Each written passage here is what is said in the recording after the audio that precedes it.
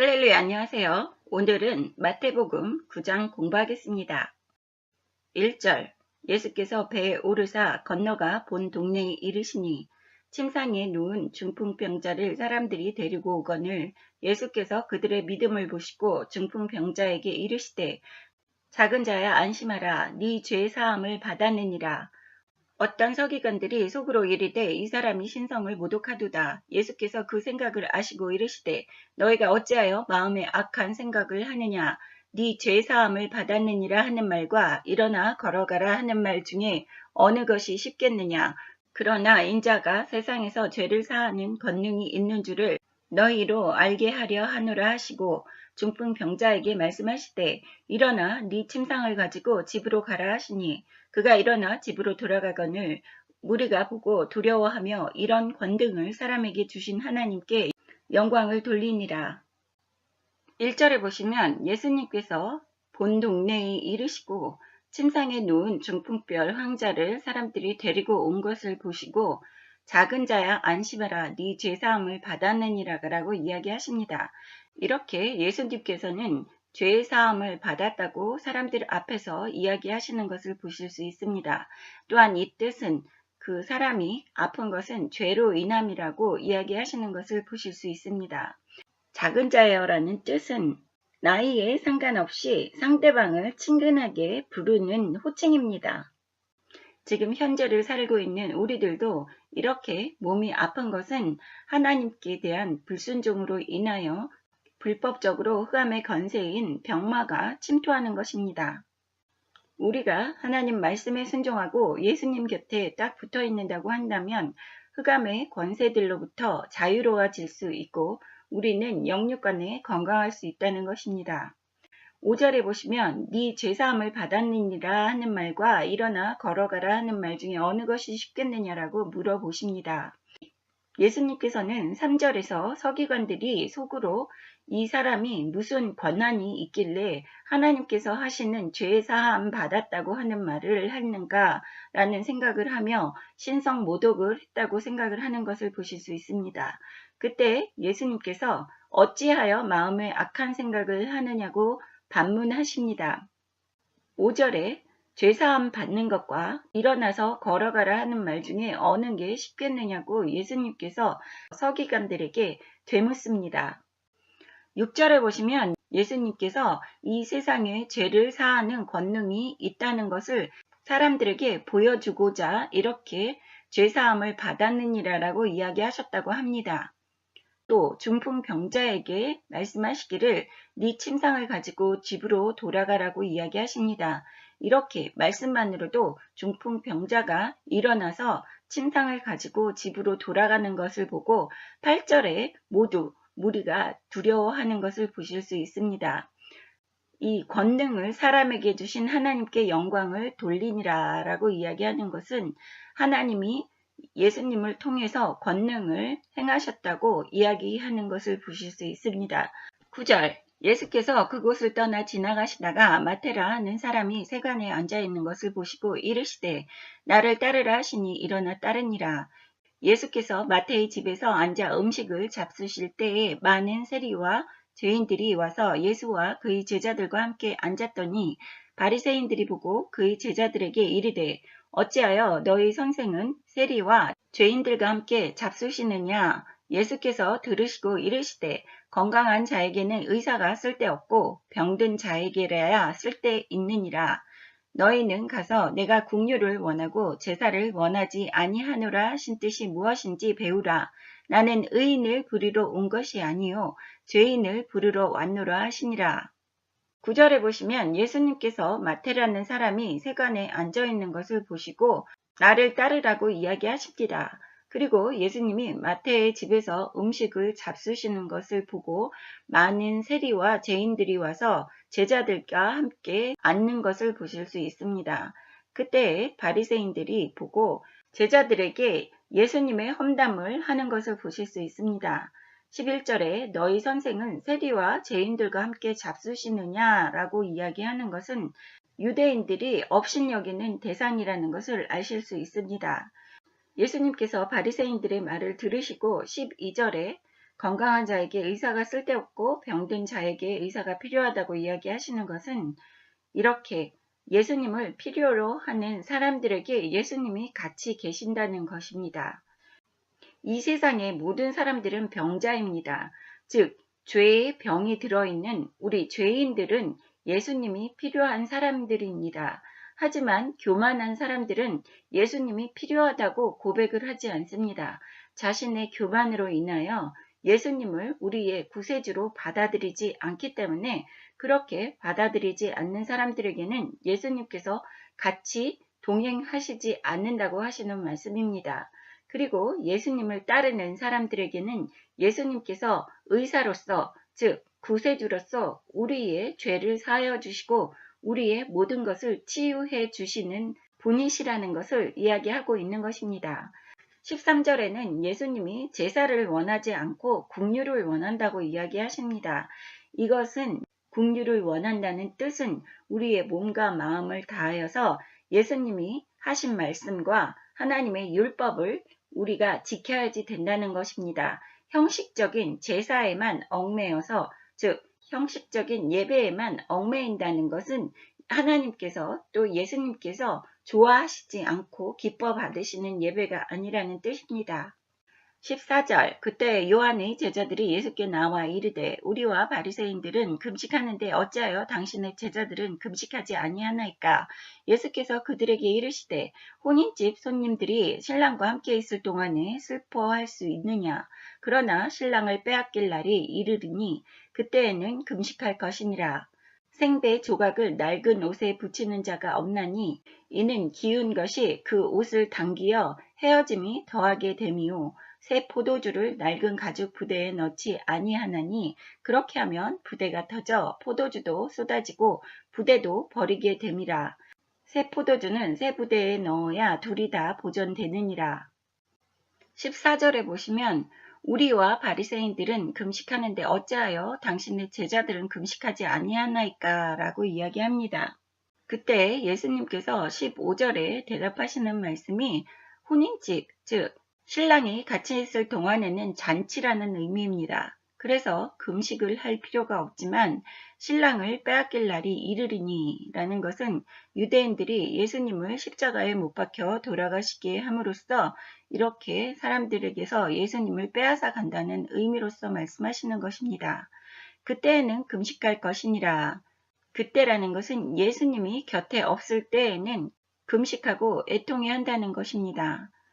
16절과 17절은 옛것과 새것에 대한 비유로서 낡은 옷과 새 생배 조각과 또 포도주를 담는 낡은 가죽 부대와 새 부대를 이야기하고 계십니다. 이것은 예수님께서 십자가에 못 박혀 돌아가시기 때문에 모세오경 율법 혼자서는 완전하게 할 수 없었던 하나님의 말씀을 예수님이 오심으로써 완전한 구원의 말씀으로 재탄생된다는 말을 하고 계시는 것입니다. 그렇기 때문에 제가 구약의 모세오경과 신약의 사복음서의 관계를 이야기했을 때에 구약의 하나님의 말씀, 율법과 신약의 사복음서에서 예수님의 말씀이 같이 어우러지고 예수님께서 십자가에 못 박혀 돌아가심으로써 이러한 모든 구원의 계획이 온전하게 새 것으로 재탄생된다는 의미를 갖고 있습니다. 18절 보시면 예수께서 이 말씀을 하실 때에 한 관리가 와서 절하며 이르되 내 딸이 방금 죽었사오나 오셔서 그 몸에 손을 얹어 주소서 그러면 살아나겠나이다 하니 예수께서 일어나 따라가심에 제자들도 가더니 12해 동안이나 혈루증으로 앓는 여자가 예수의 뒤로 와서 그 겉옷가를 만지니 이는 제 마음에 그 옷만 만져도 구원을 얻겠다 함이라. 예수께서 돌이켜 그를 보시며 이르시되 딸아 안심하라 네 믿음이 너를 구원하였다 하시니 여자가 그 즉시 구원을 받으니라. 예수께서 그 관리 집에 가사 피리 부는 자들과 떠드는 무리를 보시고 이르시되 물러가라 이 소녀가 죽은 것이 아니라 잔다 하시니 그들이 비웃더라. 18절에 보시면 한 관리가 예수님께 와서 자신의 딸이 방금 죽었는데 예수님께서 오셔서 손을 얹어주시면 자신의 딸이 살 수 있다고 이야기하는 믿음을 보실 수 있습니다. 이렇게 무엇을 고쳐달라고 이야기하든지 예수님께 기도로서 간청을 할 때에는 현재를 살고 있는 우리들도 이러한 굳건한 믿음을 바탕으로 해서 하나님께 기도를 올려야지만 이 기도의 응답이 이루어진다는 것입니다. 그래서 예수님이 제자들과 함께 그 관리 집으로 가시는 동안에 12해 동안이나 혈루증으로 앓던 여자가 몰래 뒤로 와서 예수님의 옷 가장자리를 만진 것입니다. 그 여자 또한 이렇게 예수님의 옷만 살짝 만져도 자신의 병이 날 수 있다는 그러한 강건한 믿음 때문에 이러한 행동을 한 것입니다. 또 22절에 보시면 그러한 행동을 한 여자를 보고 예수님께서 따라 안심하라 네 믿음이 너를 구원하였다 하시니 여자가 그 즉시 구원을 받으니라. 이렇게 이야기하는 것은 예수님이 이 여자를 보고 안심을 시키시면서 네 믿음이 너를 구원하였다고 이야기하십니다. 이것 또한 이 여자의 믿음을 보시고 예수님이 흔쾌히 그 여자를 그 고통에서 해방되게 하시는 것을 보실 수 있습니다. 23절에 보시면 예수님이 그 집에 갔을 때 피리 부는 자들과 떠드는 무리를 보았습니다. 그 사람들을 보고 소녀가 죽은 것이 아니고 잔다고 물러가라고 명령하십니다. 예수님의 말씀을 들은 무리들이 비웃는 것을 보실 수 있습니다. 25절에 보시면 그 무리들이 비웃었지만 무리들을 내보낸 다음에 예수님께서 들어가서 그냥 소녀의 손을 잡으셨는데 일어났다고 하는 것입니다. 그 소문이 온 땅에 퍼졌다고 하는데 예수님께서는 항상 기적을 행하실 때 일부러 사람들이 보는 앞에서 행하시는 분이 아니십니다.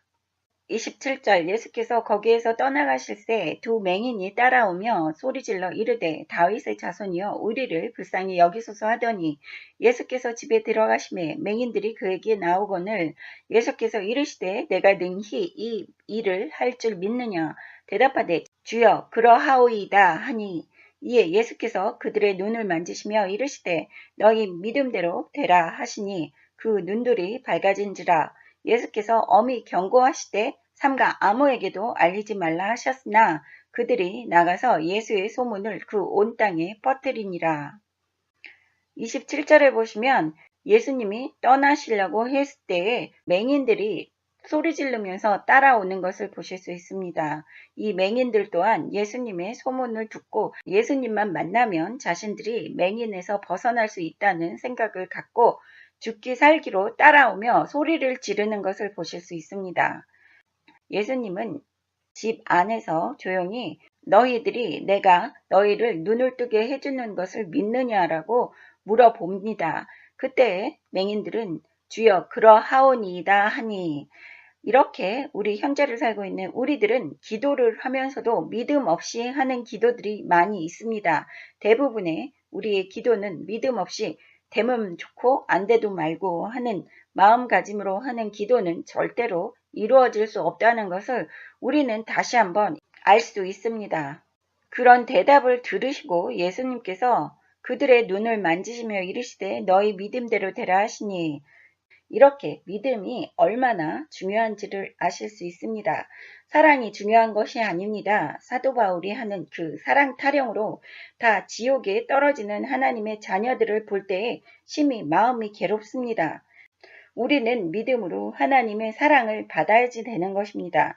하나님의 사랑이 중요한 것이지 우리가 사람들을 사랑한다는 그러한 말로써 죄를 덮고 죄 짓는 것을 용납해서는 안 되는 것입니다. 그 마음이 오늘 다르고 내일 다르고 지금 다르고 잠시 후에 달라지는 사람들의 사랑이 중요하다는 것이 아닙니다.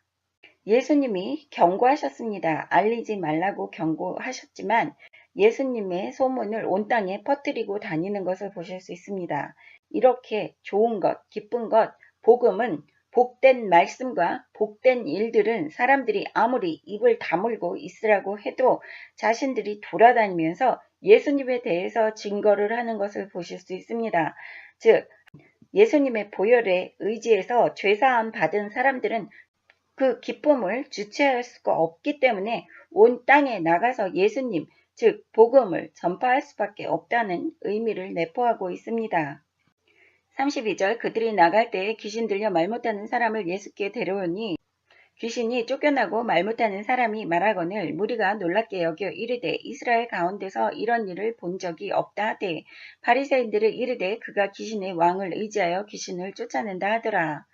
32절부터 34절까지는 예수님이 귀신 들린 자를 고치는 것을 보실 수 있습니다. 사람들은 예수님이 귀신 들린 자를 고치는 것을 보고 이스라엘에서 이런 기적을 행한 일을 처음 본다고 이야기하면서 바리새인들은 예수님을 모함하는 것을 보실 수 있습니다. 귀신의 왕을 의지해서 귀신을 쫓아낸다고 예수님을 모독합니다. 35절 예수께서 모든 도시와 마을에 두루 다니사 그들의 회당에서 가르치시며 천국 복음을 전파하시며 모든 병과 모든 악한 것을 고치시니라. 무리를 보시고 불쌍히 여기시니 이는 그들이 목자 없는 양과 같이 고생하며 기진함이라. 이에 제자들에게 이르시되 추수할 것은 많되 일꾼이 적으니 그러므로 추수하는 주인에게 청하여 추수할 일꾼을 보내주소서 하라 하시니라. 예수님께서 잠시도 잊지 않고 계시는 것은 회당에서 가르치시는 것입니다. 천국 복음을 전파하시면서 모든 병과 모든 약한 것을 고치셨다고 이야기합니다. 이것은 지금 회당이라고 이야기하시는 현재의 교회들을 말씀하고 계십니다. 이렇게 우리가 고치는 것이 아닙니다.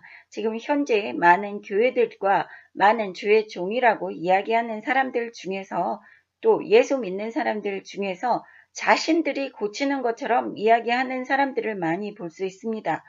우리가 하는 것이 아니라 하나님의 말씀과 예수님의 복음이 그 사람들에게 전파가 되면 자연적으로 흑암의 권세들은 물러나는 것입니다. 우리는 우리 교회에서 하나님을 가르쳐야지 됩니다. 하나님과 예수님을 전면에 내세우지 않고 치유라는 그리고 다른 목적을 내세우는 그러한 교회나 교단은 모두 가짜이며 흑암의 권세들의 조정을 받는다고 보실 수 있습니다. 36절에 보시면 예수님께서 그 무리를 보시고 불쌍히 여겼다고 하십니다. 이것은 예수님께서 그 무리를 겉을 보시는 것이 아니라 그 마음을 보시고 있는 것입니다. 영적인 상태를 보시고 목자 없는 양과 같이 고생하며 기진함이라 의지할 데 없는 영혼을 보신 것입니다. 그리고 37절에 예수님께서 제자들에게 말씀하십니다. 추수할 것은 많되 일꾼이 적으니 라고 이야기하시는 것은 천국으로 인도해야지 되는 영들은 많이 있는데 그 영들을 인도할 수 있는 일꾼이 적다고 한탄하십니다. 38절에 그러므로 추수하는 주인에게 청하여 이렇게 추수하는 주인은 누구냐면 하나님이십니다. 추수할 일꾼을 보내주소서 하라 하시니라. 그렇기 때문에 우리가 할 일은 하나님께 기도로서 우리의 영을 추수할 일꾼을 보내주십사라고 기도를 하는 것입니다. 마태복음 9장에서는 예수님께서 많은 병자와 귀신 들린 자들과 또 죽은 사람을 살리시고 또 회당에서 가르치시고 천국 복음을 전파하셨습니다.